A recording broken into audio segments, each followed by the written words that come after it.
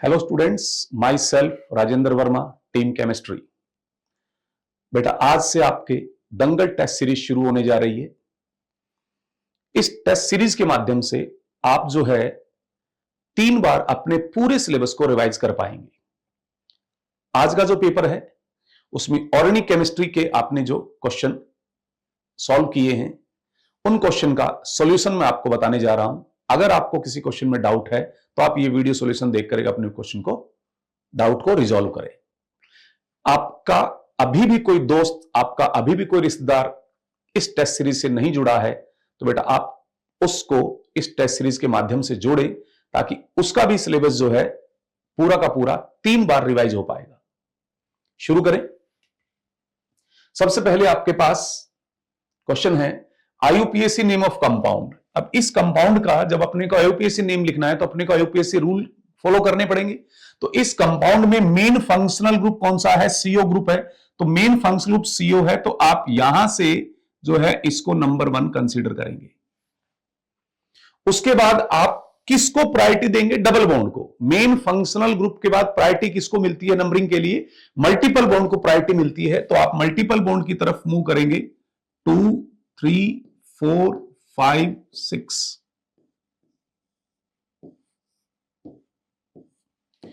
ये बेटा आपको इस तरह से नंबरिंग मिली 1, 2, 3, 4, 5, 6।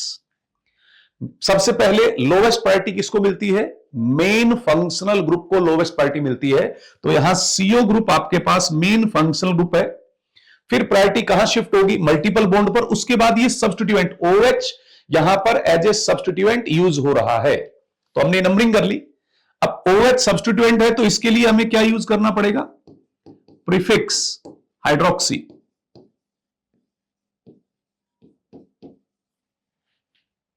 और सीओ ग्रुप यहां पर मेन फंक्शन ग्रुप है तो इसके लिए आपको क्या यूज करना पड़ेगा?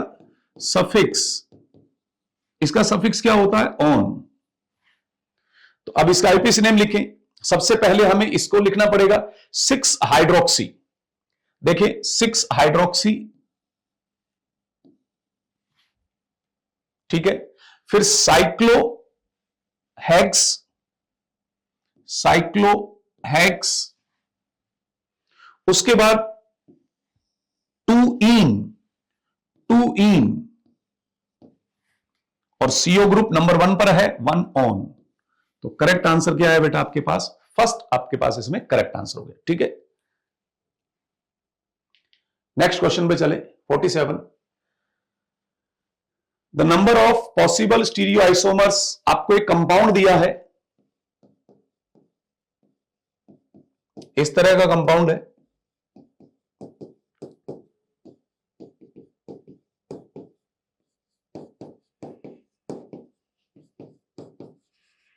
ये कंपाउंड है बेटा, ठीक है। अब इसमें आप देखें ये चारों कायरल सेंटर हैं और पूछा आपसे है पॉसिबल स्टीरियो आइसोमर्स। तो 2n का फॉर्मूला आप अप्लाई करो। 2⁴ आंसर क्या आएगा? 16। फर्स्ट आंसर है ना, ठीक है। नेक्स्ट एक फिर आईयूपीएसी का है। आपको सबसे पहले लॉन्गेस्ट कार्बन चेन सिलेक्ट करनी है। लॉन्गेस्ट कार्बन चेन सिलेक्ट करेंगे तो देखो यहां पर मैं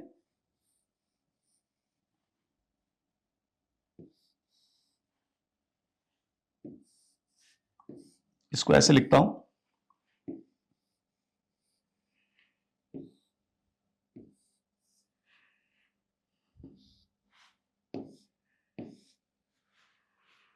अगर मैं यहां से इस कार्बन चेन को सिलेक्ट करूं, एक ऑप्शन तो अपने पास कुछ ऐसा जा रहा है, एक ऑप्शन अपने पास कुछ ऐसा जा रहा है।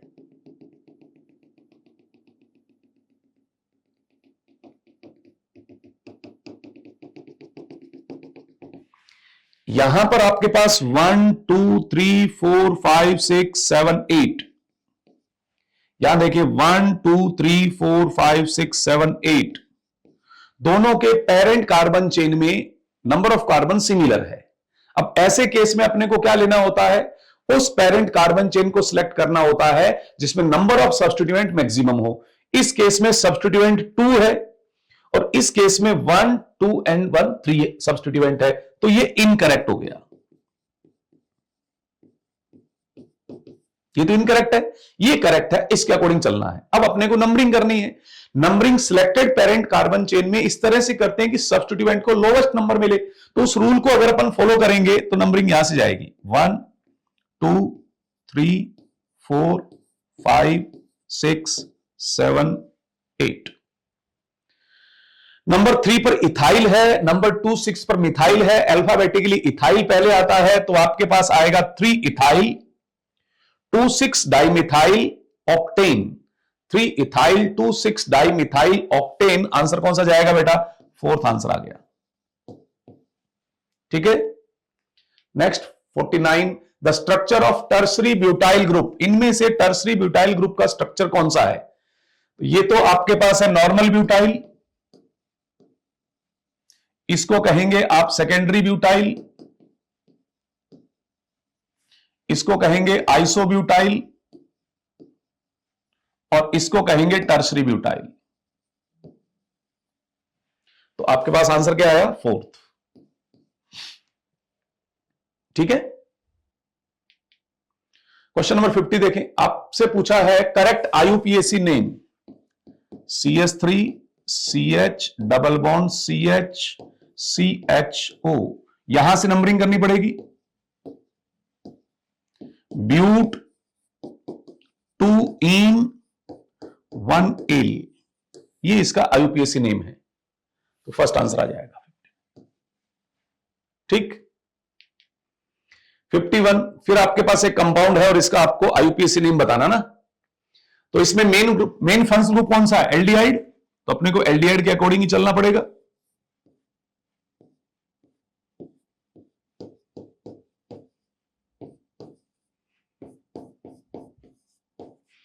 इसमें ये मेन फंक्शनल ग्रुप है जिसको हम प्रिंसिपल फंक्शनल ग्रुप भी कह सकते हैं। तो इसको लोवेस्ट नंबर पे रखना पड़ेगा ना अपने को। 1 2 3 4 5 6। नंबर 2 पर क्लोरो है, नंबर 4 पर नाइट्रो है। अल्फाबेटिकली क्लोरो पहले आएगा, 2 क्लोरो 4 नाइट्रो, 2 क्लोरो 4 नाइट्रो। ये देखो benzaldehyde, 2 chloro 4 nitro benzaldehyde. Answer क्या आ गया आपके पास? थर्ड। क्वेश्चन नंबर 51 में आंसर आ गया थर्ड। ठीक है, अब 52 की बात करें। 52 में आपसे पूछा है इन दोनों स्ट्रक्चर के बारे में। बेटा अगर मैं इस स्ट्रक्चर को 180 डिग्री रोटेट करूंगा तो देखो ये स्ट्रक्चर आपके सामने यहां ऐसा है,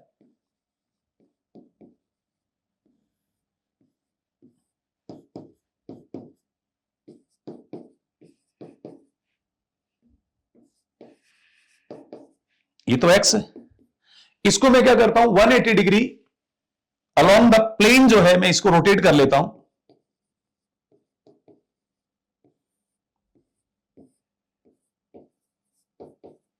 इसको जब अपन रोटेट करेंगे तो जो ग्रुप जो है राइट साइड में है वो लेफ्ट साइड में जाएंगे, लेफ्ट साइड वाले राइट साइड में ट्रांसफर हो जाएंगे। कुछ ऐसा हो जाएगा। ये वाई हो गया, मैंने इसको रोटेट कर दिया। 180 डिग्री रोटेट करना अलाउ है बेटा। अब इन दोनों को कंपेयर करें, ये मॉलिक्यूल कायरल है, ये मॉलिक्यूल भी कायरल है और दोनों एक दूसरे के लिए क्या है? मिरर इमेज है। देखो ध्यान से, तो इनमें कौन सा रिलेशन होगा? ये एनेंशियोमर्स हैं। तो आंसर क्या जाएगा? थर्ड। एक्स एंड वाई कैसे हैं? प्रतिबिंब समाविवी एनेंशियोमर है। तो 52 में आंसर क्या चला गया आपका? थर्ड चला गया बेटा। ठीक है, 53 देखें। ग्लिसरीन,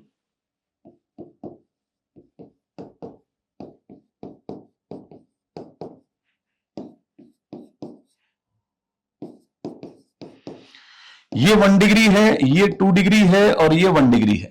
क्या पूछा है? 1 primary OH group, primary OH तो 2 है। 1 टर्सरी, टर्सरी तो कोई है ही नहीं इसके अंदर। 2 सेकेंडरी, ये भी नहीं है। 1 सेकेंडरी OH, ये रहा बेटा। फोर्थ आंसर आ गया ना 53 में। 54 की बात करें बेटा, आपसे आईयूपीएसी नेम पूछा है।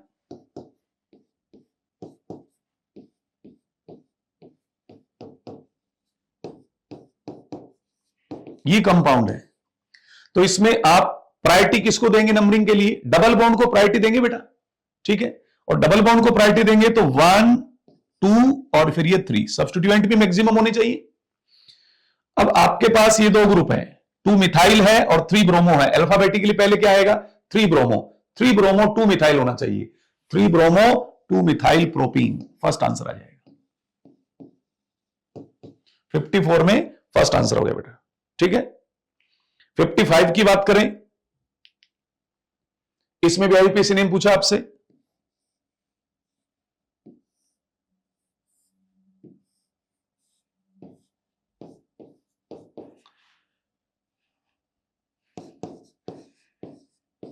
तो पहले हम नंबरिंग करेंगे रूल्स के अकॉर्डिंग, 1 2 3 4 5 6 7। अब देखें 3 और 4 पर आप देख पा रहे हैं इथाइल ग्रुप है, इथाइल अल्फाबेटिकली पहले आएगा तो हाइड्रोक्सी है, तो 3,4 di ethyl 5 hydroxy, 3,4 di ethyl 5 hydroxy hept 6 enoic acid, answer first आ गया बेटा। बात समझ में आ रही है? 55 में आंसर क्या आ गया? फर्स्ट। 56 में देखें, इज नॉट एन इलेक्ट्रोफाइल, ये देखो बेटा कौन सा इलेक्ट्रॉन स्नेही नहीं है। इलेक्ट्रोफाइल कौन होते हैं? जिनका ऑक्टेट इनकंप्लीट हो और वो इलेक्ट्रॉन गेन करने की टेंडेंसी रखता हो, उसको अपन इलेक्ट्रोफाइल कहते हैं।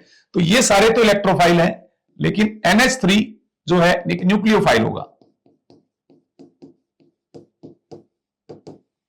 ऑक्टेट कंप्लीट है और लोन पेयर नाइट्रोजन जो है वो डोनेट करेगा, तो इसमें आंसर क्या चला गया बेटा आपके पास? फोर्थ, क्योंकि फोर्थ इलेक्ट्रोफाइल नहीं है, न्यूक्लियोफाइल है।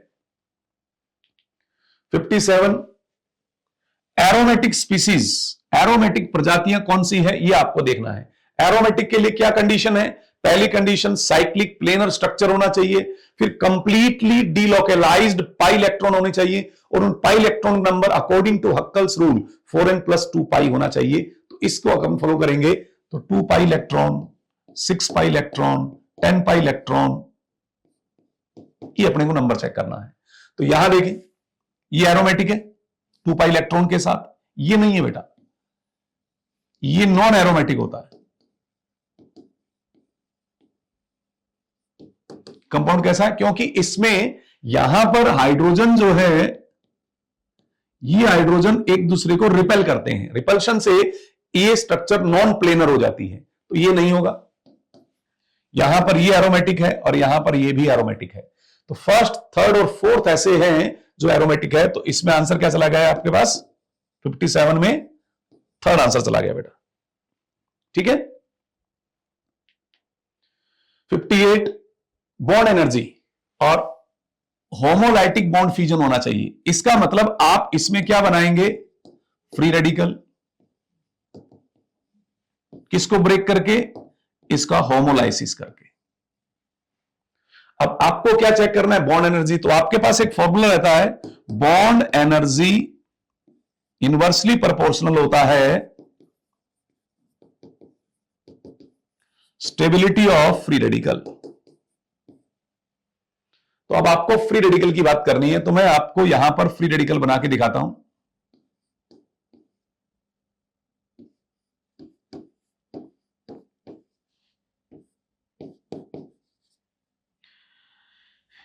ये ए है, यहां से ये फ्री रेडिकल बनेगा ए से, तो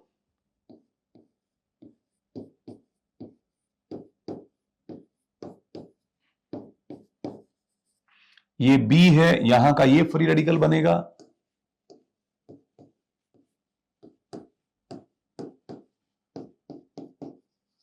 और ये सी है, यहां से ये फ्री रेडिकल मिलेगा। अब इनमें से आप देखें बॉन्ड एनर्जी डिक्रीजिंग ऑर्डर देखना ना, बॉन्ड एनर्जी सबसे ज्यादा किसमें होगी? जिसकी स्टेबिलिटी सबसे कम होगी। और आप देख पा रहे हैं यहां ये फ्री रेडिकल रेजोनेंस स्टेबलाइज्ड है दोनों साइड में, ये फ्री रेडिकल रेजोनेंस स्टेबलाइज्ड है, लेकिन ये फ्री रेडिकल रेजोनेंस स्टेबलाइज्ड नहीं है। तो अगर मैं बात करूं स्टेबिलिटी की, तो किस कार्बन हाइड्रोजन बॉन्ड को ब्रेक करने से कौन सा जो है लीस्ट स्टेबल बनेगा? तो सी लीस्ट स्टेबल है, उसके बाद नंबर आएगा ए का, और उसके बाद नंबर आएगा बी का, ये बी से है। ये स्टेबिलिटी है, जिसकी स्टेबिलिटी सबसे कम है उसके लिए बॉन्ड एनर्जी सबसे ज्यादा होगी। तो जो बॉन्ड एनर्जी की बात करेंगे तो सी ए बी, थर्ड आंसर आ जाएगा 58 में। बात समझ में आ गई बेटा? ठीक है। 59, arrange the following in decreasing order of acidic nature. Acidic nature की बात करें तो यहां पर F3CCH2OH ये -I इफेक्ट शो कर रहा है। -I इफेक्ट क्या करेगा? इसकी पोलराइजेशन को इंक्रीज करेगा। पोलराइजेशन इंक्रीज होगा तो इसका एसिडिक स्ट्रेंथ इंक्रीज हो जाएगा। अच्छा, सेकंड में अपने को पास क्या दे रखा है? CS3 होल थ्राइस CCH2OH, इसका +I इफेक्ट है। +I इफेक्ट एसिडिक स्ट्रेंथ को क्या करता है? डिक्रीज करता है। फिर उसके बाद क्या है? FCH2CH2CH2OH, तो इसके अंदर इसका कौन सा इफेक्ट लगेगा? -I इफेक्ट लगेगा। -I इफेक्ट भी क्या करता है? एसिडिक स्ट्रेंथ को इंक्रीज करता है, लेकिन इसके रिस्पेक्ट इसका -I ज्यादा है। इसके रिस्पेक्ट इसका -I इफेक्ट क्या है? ज्यादा है। तो एसिडिक स्ट्रेंथ की अगर अपन बात करें तो सबसे स्ट्रॉन्ग एसिड होगा फर्स्ट, उसके बाद आएगा थर्ड और फिर आएगा सेकंड। फर्स्ट, थर्ड, सेकंड आपके पास आना चाहिए। First, third, second. Fourth answer आ जाएगा 59 में। ठीक है, बात क्लियर हो गई बेटा? देख लो अच्छे से। 60, the percentage of an element present in an organic compound is determined by the Carius method. Carius method किसकी परसेंटेज को जो है कैलकुलेट करने के लिए काम आता है? कौन से एलिमेंट के लिए? इसके अंदर हेलोजन भी आता है, सल्फर भी आता है। तो आपके पास यहां ऑप्शन में क्या दिया हुआ है? हेलोजन दिया हुआ है। ठीक है। मोस्ट स्टेबल कार्बन आयन, यहां देखें, इसके अंदर ये कार्बन sp हाइब्रिडाइज्ड है। ये कार्बन आप देख पा रहे हैं sp2 है और ये sp3 है। मोस्ट इलेक्ट्रोनेगेटिव एटम के पास अगर हम नेगेटिव चार्ज लगाएंगे तो वो नेगेटिव चार्ज स्टेबलाइज्ड हो जाएगा। तो इनमें से ये sp3 है। तो स्टेबिलिटी की बात अगर मैं करूं तो स्टेबिलिटी आएगा थर्ड का, फिर आएगा सेकंड का, फिर आएगा फर्स्ट का, फिर आएगा फोर्थ का, क्योंकि फोर्थ में दो +I इफेक्ट भी काम कर रहे हैं बेटा। इसमें एक ही +I इफेक्ट है। तो मोस्ट स्टेबल कौन सा हुआ? थर्ड। आंसर क्या आ गया आपका? थर्ड आ गया बेटा। फिर 61 में आंसर क्या आ गया? थर्ड। ठीक।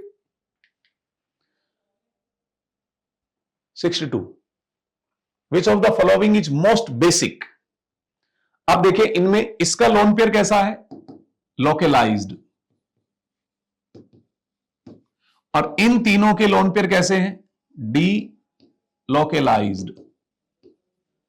लोन पेयर लोकलाइज्ड होगा तो इजीली प्रोटोनेशन के लिए अवेलेबल होगा, और लोन पेयर अगर डीलोकलाइज्ड है तो वो प्रोटोनेशन के लिए इजीली अवेलेबल नहीं होता है। तो इसलिए ये सारे के सारे जो हैं वीक बेस हुए इसके रिस्पेक्ट। तो आपके पास पूछा था सर्वाधिक क्षारीय, मोस्ट बेसिक, आंसर क्या चला गया? First. 63, in the given species hyper conjugation occurs.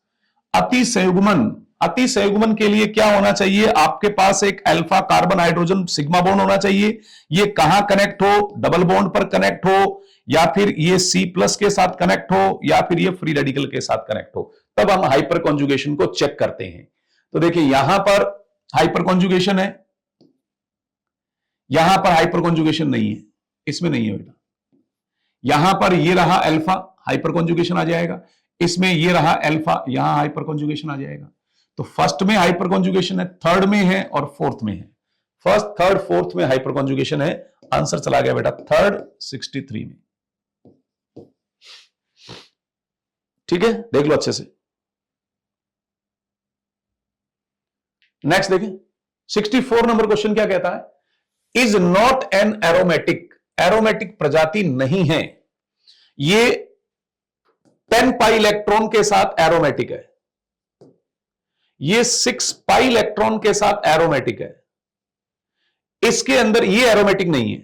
Aromaticity के लिए प्लेनर स्ट्रक्चर होना चाहिए, कंप्लीटली डीलोकलाइज्ड इलेक्ट्रॉन भी होना चाहिए, ये नहीं है। इसमें 2 पाई इलेक्ट्रॉन के साथ एरोमेटिक है, तो इसका आंसर क्या आ गया? थर्ड। ठीक है, 64 में थर्ड आंसर आ गया। 65, incorrect resonating structure of anisole. Anisole की अगर अपन बात करें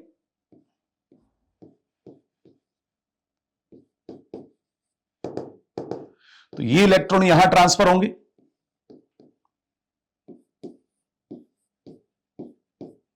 तो कुछ इस तरह से स्ट्रक्चर आएगा। फिर इसके बाद इसको यूज करेंगे हम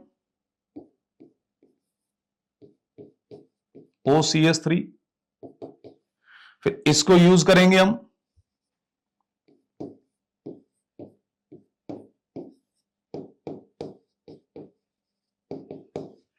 फिर इसको यूज करेंगे हम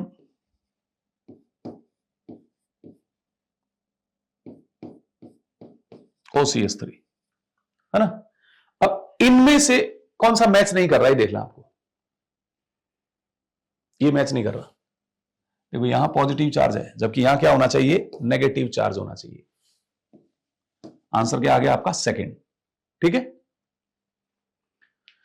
66, NaCl and camphor can be separated by. Camphor में कैसी प्रॉपर्टी है बेटा? कैम्फर सॉलिड है, जब हम इसको हीट करते हैं तो ये लिक्विड फेज में नहीं आता, डायरेक्ट जो है वेपर फेज में कन्वर्ट हो जाता है। तो अगर ऐसी प्रॉपर्टी किसी में है तो उसको प्योरीफाई करने के लिए, सेपरेट करने के लिए कौन सी टेक्निक यूज की जाती है? सब्लिमेशन टेक्निक यूज की जाती है। तो 66 में आंसर क्या जाएगा? थर्ड जाएगा। 66 में आंसर क्या चला गया? थर्ड चला गया बेटा। 67, हाइब्रिडाइजेशन बताना है, लेफ्ट टू राइट, ये लेफ्ट ये राइट। अब आप किसी को ये देखो, ये लोन पेयर रेजोनेंस में है, तो ये भी sp2, ये भी sp2, ये भी sp2 ही होगा, ये सारे ही sp2 होंगे बेटा। तो ऐसा कौन सा आया हुआ? फोर्थ। ठीक। 68, विच of the following carboxylate ion is the most stable. कौन सा कार्बोक्सिलेट आयन सबसे अधिक स्थायी है? कार्बोक्सिलेट आयन नेगेटिव चार्ज है, नेगेटिव चार्ज को स्टेबलाइज करने के लिए क्या होना चाहिए? इलेक्ट्रॉन विड्रॉवर। इलेक्ट्रॉन विड्रॉवर ग्रुप जो है नेगेटिव चार्ज को स्टेबलाइज करता है, और इलेक्ट्रॉन डोनर ग्रुप उसको डिस्टेबलाइज करता है। विड्रोविंग पावर ज्यादा से ज्यादा वहां पर होनी चाहिए। तो ये इलेक्ट्रॉन डोनर है, ये विड्रॉवर है, यहां ये भी विड्रॉवर है, और यहां ये डबल विड्रॉवर का काम कर रहा है। यहां पर पावरफुल विड्रॉवर ग्रुप अटैच है, तो आंसर क्या चला जाएगा? 4 चला जाएगा। 69, total number of structural isomer पूछे हैं C4H10O के। C4H10O की बात कर रहा है तो इसका DU 0 है। इसका मतलब आप इसमें क्या बना सकते हैं? Alcohol plus ether. तो अल्कोहल की बात करें तो 4 अल्कोहल आप इसमें बना सकते हैं। Normal butyl alcohol, secondary butyl alcohol, isobutyl alcohol, tertiary butyl alcohol. और ईथर की बात करें तो आप ईथर इसमें 3 बना सकते हैं। इनको ऐड करेंगे तो आपके पास 7 आ जाएगा। ईथर 3 कौन से होंगे?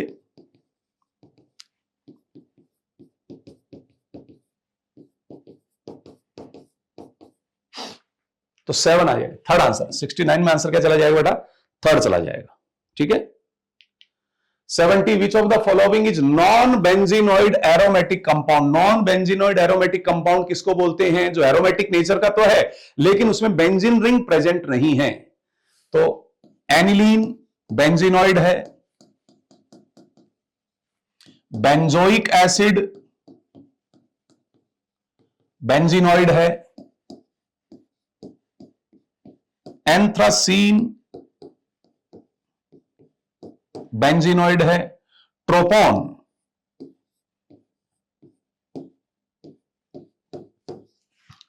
कैसा है? नॉन बेंजीनोइड है। तो आंसर क्या चला गया आपका? फोर्थ। ठीक है। 70 में आंसर क्या चला गया? फोर्थ। नेक्स्ट पे चलते हैं बेटा। नेक्स्ट क्वेश्चन अपने पास है 71, which of the following compound में give blood red colouration while performing Lassaigne test.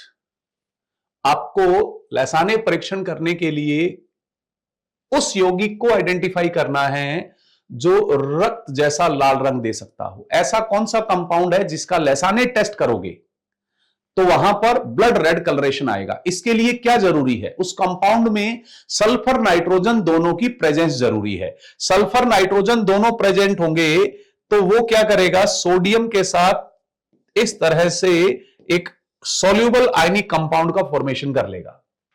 तो ऐसा कौन सा कंपाउंड जिसमें सल्फर और नाइट्रोजन दोनों प्रेजेंट है, सेकंड आंसर आ जाएगा। इसमें जब हम क्या करेंगे, इसको सोडियम के साथ मेल्ट करके एलएस प्रिपेयर करेंगे तो इसके अंदर क्या प्रेजेंट होगा, Na प्लस SCN नेगेटिव, और ये Fe3 प्लस के साथ क्या करता है, ब्लड रेड कलरेशन शो करता है। इसका जो ब्लड रेड कॉम्प्लेक्स का फॉर्मेशन करेगा ये। तो सल्फर और नाइट्रोजन दोनों प्रेजेंट होने चाहिए बेटा, आंसर सेकंड आ जाएगा। ठीक है। 72 structure of 4 methyl paint 2 इनल, 4 methyl होने चाहिए, 1 2 मिथाइल है, 1 2 3 मिथाइल है, 1 2 3 मिथाइल है, 1 2 3 4 5, आंसर फोर्थ आ जाएगा। ठीक, नेक्स्ट पे चलते हैं बेटा अपन। 73 Which among the following purification method is based on the principle of solubility in two different solvent? ये प्रिंसिपल जो है कौन सी टेक्निक, सेपरेशन टेक्निक पे काम आता है बेटा, डिफरेंशियल एक्सट्रैक्शन टेक्निक पर ये काम आता है। डिफरेंशियल एक्सट्रैक्शन टेक्निक तब यूज करते हैं जब अपने पास कोई कंपाउंड एक सॉल्वेंट में उसकी सॉल्युबिलिटी कम है और दूसरे सॉल्वेंट में उसकी सॉल्युबिलिटी ज्यादा है। ठीक है, fourth answer. 74 The fragrance of flowers is due to the presence of some steam volatile organic compound are called essential oils. These are generally insoluble in water. These are generally insoluble in water at room temperature, but are miscible with water vapor in vapor phase. A suitable method for the extraction of these oils from the flowers is. आपसे क्या पूछा है कि जो flowers है उसमें कुछ essential oils present होते हैं और वो एसेंशियल ऑयल जो है रूम टेम्परेचर पर वाटर में इनसॉल्युबल है लेकिन वाटर वेपर में वो सॉल्युबल है। और ये प्रिंसिपल कौन सी टेक्निक के लिए यूज होता है, स्टीम डिस्टिलेशन टेक्निक के लिए इस प्रिंसिपल को यूज किया जाता है। तो आंसर क्या आ जाएगा, फोर्थ आ जाएगा बेटा आपके पास। ठीक है, टेक्निक है आपके दी हुई एनसीईआरटी में, टेक्निक्स के जो प्रिंसिपल्स हैं वो आपको अच्छे से याद करने चाहिए और ये क्वेश्चन आपके एनसीईआरटी एग्जाम्पलर से लिया गया है। एडजॉर्प्शन प्रिंसिपल, बेटा एडजॉर्प्शन प्रिंसिपल कौन से सेपरेशन टेक्निक में काम आता है, आपने सेपरेशन टेक्निक पढ़ी है क्रोमेटोग्राफी। क्रोमेटोग्राफी जो है दो अलग अलग प्रिंसिपल पर काम करती है, एक क्रोमेटोग्राफी काम करती है एडजॉर्प्शन प्रिंसिपल पर और दूसरा क्रोमेटोग्राफी काम करती है पार्टीशन प्रिंसिपल पर। यहां एडजॉर्प्शन प्रिंसिपल दिया है तो क्रोमेटोग्राफी मेथड इसका आंसर आ जाएगा सेकंड। ठीक, आपको दो स्टेटमेंट दिए हैं, अब आपके पास ये कंपाउंड है, चला देख लेते हैं जरा ये कंपाउंड अपने को क्या बता रहा है।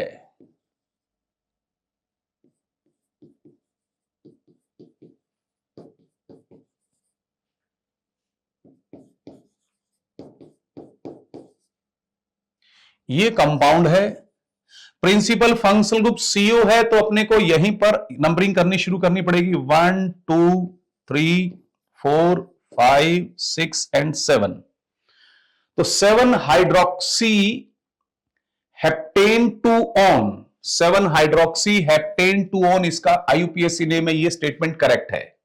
फिर क्या दिया statement, 2 oxo heptane 7 all is the correct IUPAC name of above compound. नहीं, इसका IUPAC नेम तो ये करेक्ट है, ये IUPAC नेम करेक्ट नहीं है तो सेकंड स्टेटमेंट इनकरेक्ट हो गया। स्टेटमेंट फर्स्ट करेक्ट है, सेकंड इनकरेक्ट है, फर्स्ट करेक्ट है, सेकंड इनकरेक्ट है। फर्स्ट आंसर आपके पास आ जाएगा किसमें, 76 में बेटा। ठीक है, 77 आपको दो स्टेटमेंट दिए गए, AR pK value of phenol is lower than that of ethanol। Phenol की एसिडिक स्ट्रेंथ इथेनॉल से ज्यादा होती है, इसलिए इसका pKa वैल्यू जो है फिनॉल का कम हो जाएगा। तो पहला स्टेटमेंट करेक्ट है। दूसरा क्या है, ethanol is stronger acid than phenol, गलत, इथेनॉल वीकर एसिड है, ये इनकरेक्ट हो गया। तो ए करेक्ट है, आर इनकरेक्ट है। सेकंड आंसर आएगा 77 में बेटा, ठीक है। 78 cyclohexene is type of an organic compound. आपने एनसीईआरटी में क्लासिफिकेशन पढ़ा है, उसी से यहां से एक क्वेश्चन बनाया हुआ है। ये cyclohexene is a type of organic compound, ये किस कैटेगरी में आएगा? ए साइक्लिक नहीं आएगा, एरोमेटिक ऐसा कुछ नहीं है, ऐसा कुछ नहीं है, एलिसाइक्लिक। किस कैटेगरी में आ रहा है बेटा? ये एलिसाइक्लिक। एलिसाइक्लिक कौन से कंपाउंड को कहते हैं? जो साइक्लिक स्ट्रक्चर रखते हैं लेकिन प्रॉपर्टी किससे मैच करती है? ओपन चेन एलिफेटिक कंपाउंड से इनकी प्रॉपर्टी मैच करनी चाहिए। 79 आपको रेजोनेटिंग स्ट्रक्चर दे रखी है और आपको क्या करना है? Correct decreasing order of relative stability, आपेक्षिक स्थायित्व का सही घटता क्रम अपने को चेक करना है। तो न्यूट्रल स्ट्रक्चर सबसे ज्यादा स्टेबल होती है। उसके बाद देखें पाई बॉन्ड सेम है, यहां पर कार्बन का इनकंप्लीट ऑक्टेट है, यहां ऑक्सीजन का इनकंप्लीट ऑक्टेट है। यहां ऑक्सीजन के पास नेगेटिव चार्ज है या कार्बन के पास नेगेटिव चार्ज है। नेगेटिव चार्ज कहां पर स्टेबलाइज होता है? मोर इलेक्ट्रोनेगेटिव E1 पर नेगेटिव चार्ज स्टेबलाइज होता है। और पॉजिटिव चार्ज कहां स्टेबलाइज होता है? लेस E1 वाले एटम पर स्टेबलाइज होता है। तो सेकंड आएगा और फिर आएगा आपके पास थर्ड। तो फोर्थ आंसर जाएगा आपका 79 में, ठीक है। 80 विच of the following will show geometrical isomerism. यहां पर प्रॉब्लम हो गई, ये शो कर जाएगा बेटा, ये ज्योमेट्रिकल आइसोमेरिज्म शो करेगा। अगर मैं इसको लिखता हूं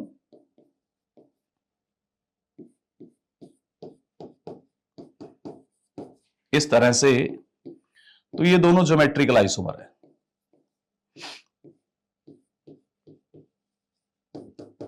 ये दोनों क्या होंगे? ज्योमेट्रिकल आइसोमर होंगे।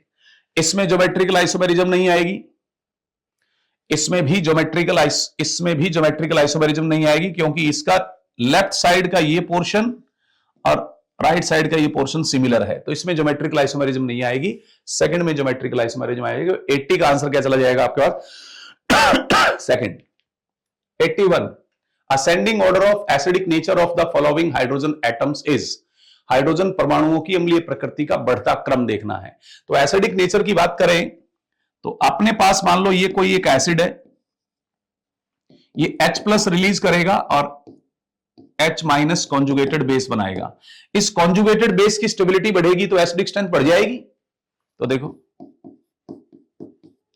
ये मैं इनके कॉन्जुगेटेड बेस की स्टेबिलिटी का ऑर्डर लिख रहा हूं बेटा। किसके बेस पर? EN of carbon. और EN का, कार्बन का EN कैसे डिसाइड किया हमने? हाइब्रिडाइजेशन से डिसाइड किया बेटा।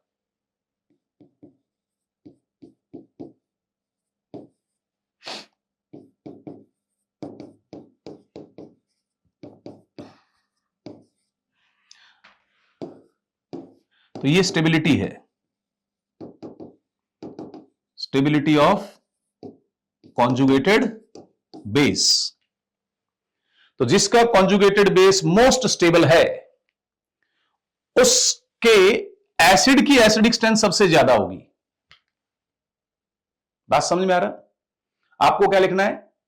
तो सबसे पहले आएगा आपके पास ये कौन सा है? A, ये कौन सा है? B, और ये कहां है? D, और ये कहां है आपके पास? C।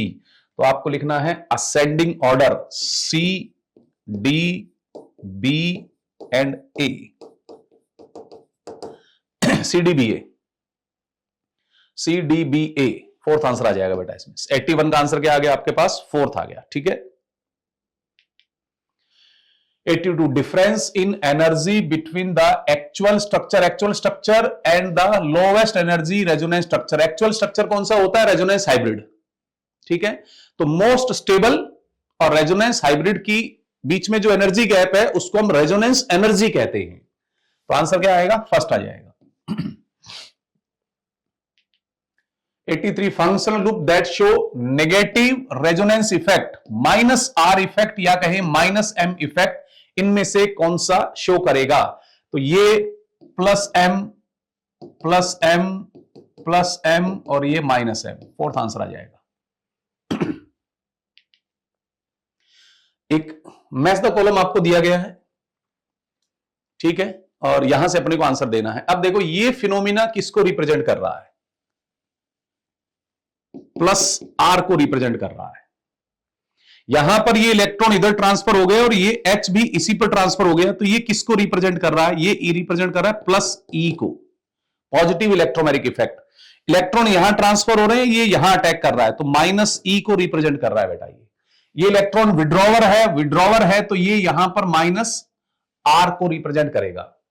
तो ए में प्लस आर होना चाहिए, ए में प्लस आर होना चाहिए, तो ए में फोर्थ आंसर आना चाहिए। ये देखो ये एक ही है इसमें दिया हुआ। बी में क्या होना चाहिए? प्लस ई, यानी कि थर्ड आंसर होना चाहिए।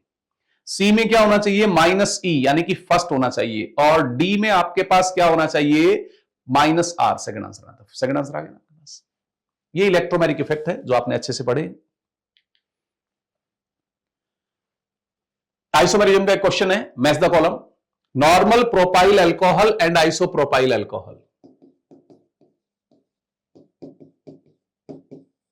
ये पोजीशन आइसोमर है, तो ए में थर्ड आएगा बेटा, ए में थर्ड आएगा, ठीक है। बी में तो फिर फर्स्ट दिया ही हुआ है, तो कोई देखने की जरूरत नहीं है। सी देखते हैं, propanone and propanal, propanone and propanal, ये दोनों आपस में क्या है? एफआई, फंक्शनल आइसोमर है बेटा। ये फंक्शनल आइसोमर है तो सी में फोर्थ होना चाहिए। सी में फोर्थ ये दिया हुआ है, तो आपके पास आंसर क्या चला जाएगा? फर्स्ट चला जाएगा 85 में, ठीक है। 86 आपके पास फिर आइसोमेरिज्म का ही क्वेश्चन है। आपसे पूछा है विच of the following is metamer of the given compound, इसका मेटामर चाहिए आपको, ठीक है। ये तो नहीं हो सकते, ये तो आइसोमर ही नहीं है। देखो यहां पर और यहां देखो, आइसोमर नहीं है। इसमें ये भी दोनों आइसोमर नहीं है, दोनों साइड में बेंजीन दे दी। अब यहां पर आप देखें फंक्शनल ग्रुप चेंज हो गया, तो इसको जब इससे कंपेयर करूंगा तो फंक्शनल आइसोमर होंगे, मेटामर थोड़ा होंगे कोई ये। इसको इससे कंपेयर करेंगे तो ये आपके पास देखें नाइट्रोजन पर बेंजीन रिंग है, इसके कार्बन पर बेंजीन आ गई साइक्लो, तो आपके पास आंसर क्या चला जाएगा? फोर्थ चला जाएगा 86 में बेटा, ठीक है। बात समझ में आ रही है? आइसोमेरिज्म का question. 87 incorrect statement regarding the geometrical isomers of two butene, देखते हैं। एक सिस फॉर्मेट ले लेता हूं, एक ट्रांस फॉर्मेट ले लेता हूं, ठीक है। अब क्या कह रहा है? Trans two butene is more stable than cis two butene, बिल्कुल सही है। ट्रांस के अंदर यहां पर जो रिपल्शन है वो मिनिमम हो जाता है, जबकि इसमें रिपल्शन ज्यादा है, तो ये तो करेक्ट है। और आपको देखना है इनकरेक्ट, तो ये तो आंसर नहीं आएगा, तो करेक्ट है,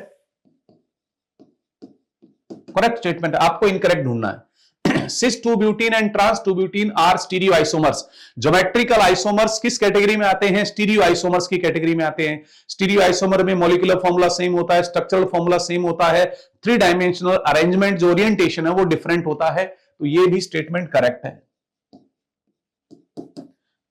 cis two butene is has less dipole moment than trans two butene, ये गलत हो गया बेटा, इनकरेक्ट हो गया बेटा।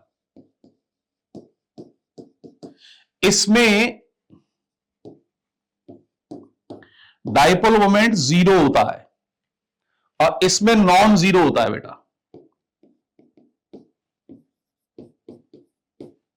यहां दिया है cis 2-ब्यूटीन has less dipole moment, ये इनकरेक्ट हो गया। सिस 2-ब्यूटीन का इसके रिस्पेक्ट डाइपोल मोमेंट ज्यादा होता है। Cis two butene and trans two butene are not inter convertible at room temperature, ये भी सही है। ये एक दूसरे में इंटर कन्वर्ट नहीं होते क्योंकि यहां पर रेस्ट्रिक्टेड रोटेशन है, तो ये स्टेटमेंट भी कैसा हो गया?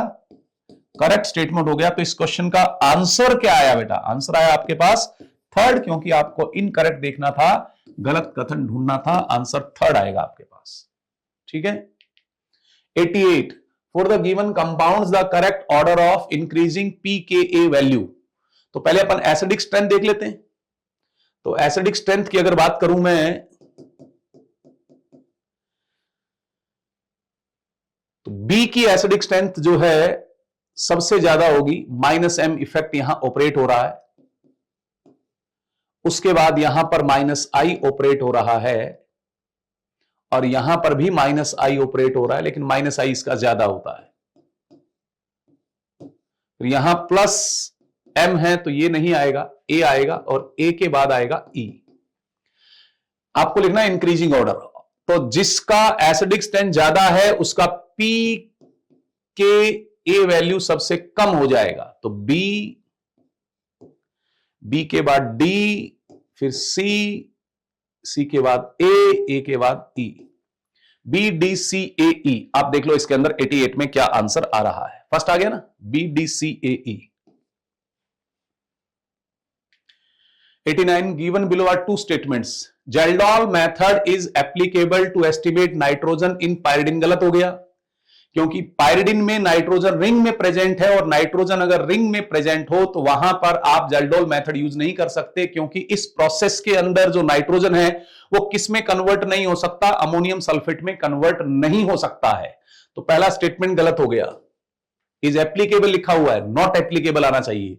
The nitrogen present in pyridine can easily be converted into, can easily be, गलत हो गया बेटा। पायरिडिन का नाइट्रोजन रिंग में प्रेजेंट है तो ये इजीली कन्वर्ट का रिएक्शन में ये प्रोडक्ट का फॉर्मेशन बनेगा ही नहीं, तो ये भी स्टेटमेंट इनकरेक्ट हो गया। दोनों स्टेटमेंट इनकरेक्ट हो गए बेटा, statement first and statement second. Second answer आ जाएगा आपका 89 में, ठीक है। 90, number of optically active compound देखने हैं। इसमें आप देख पा रहे हैं यहां पर ये दोनों ग्रुप इथाइल है, तो ये नहीं आएगा। इसमें प्लेन ऑफ सिमेट्री प्रेजेंट है, ये भी नहीं आएगा। इसमें देखें ये सेंटर आपके पास कायरल है, और जो मॉलिक्यूल कायरल होता है वो ऑप्टिकली एक्टिव होता है। इसमें कायरल नहीं है, इसमें भी कोई कायरल नहीं है, इसमें यहां पर ये कायरल है। तो कितने मॉलिक्यूल कायरल यानी कि ऑप्टिकली एक्टिव है? 2 ही मॉलिक्यूल है। फर्स्ट आंसर आ जाएगा आपके पास, ठीक है। मैं उम्मीद कर रहा हूं कि आपका ये पेपर बहुत अच्छा गया होगा। इसी तरह से आप अच्छे से नंबर लाते रहें, और 4 तारीख तक अपना हौसला बनाए रखें, अपनी एनर्जी बनाए रखें। बेटा थोड़े थोड़े टाइम इंटरवल में आप जो है थोड़ा मेडिटेशन कर लो, जिससे आप जो मेंटली स्ट्रांग रहेंगे। अच्छा खाना खाओ, हेल्दी खाना खाओ, अच्छा पानी पियो आप लोग, ताकि आपकी बॉडी जो है डिहाइड्रेट नहीं हो पाए। लगे रहो बेटा। Thank you. जय CLC।